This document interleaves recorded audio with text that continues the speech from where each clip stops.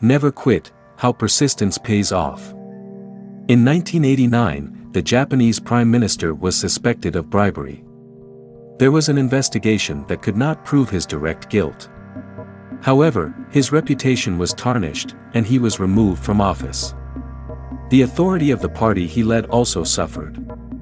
New parliamentary elections were looming ahead, and something had to be done in this almost hopeless situation. But what? And then the former Prime Minister did something that is still remembered in Japan today. What did he do? He personally apologized to each of his 20,000 constituents. And what do you think happened? He was re-elected for a new term. In the biographies of all those who have succeeded, in any field, such stories are almost always found. Someone fights for reputation and someone for freedom. Some demonstrate incredible patience and perseverance, while others show daring and courage. The third demonstrates extraordinary courage and tremendous exertion to live and remain human simply. And each of them does the same thing, makes an effort. Great accomplishments are achieved not by strength but by perseverance, said English writer Samuel Johnson. Read and think about what would have happened if Christopher Columbus had listened to his sailors threatening mutiny and insisting on a return, he would not have discovered America.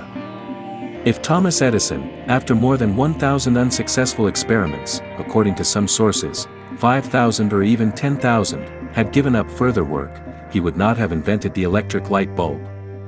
If Giuseppe Verdi had given up after being denied admission to the Milan Conservatory, saying that he would be better off doing something else, not music, we would never have heard his magical music.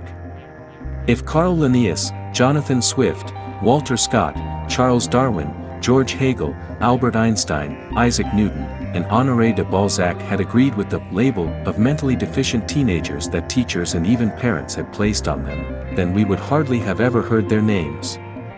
If William Shakespeare, Robert Burns, Walt Disney, Isadora Duncan, Pablo Picasso, Edith Piaf, Vladimir Mayakovsky, Bender, and many others had not had the determination to overcome obstacles and continue their creative pursuits, we would never have experienced their invaluable contributions to art and culture. If you have cherished desires and dream of making them come true, remember that God does not give anything to those who cross their arms.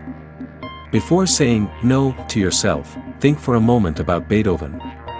He wrote music when he was already completely deaf. Handel composed his best works after learning from doctors that he was incurably ill. Defoe, Cervantes, Martin Luther, and O. Henry wrote their best works while in prison.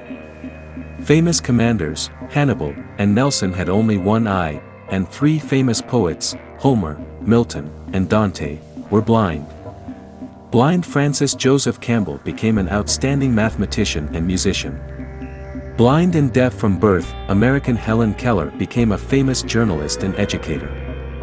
Pete Studwick, born without the soles of his feet and the palms of his hands, became a famous marathon runner, running over 50,000 kilometers. Apparently, the English philosopher Smiles was right when he said, "A man is either great or small depending on his own will. No one but ourselves can decide who we want to be, a winner or a loser."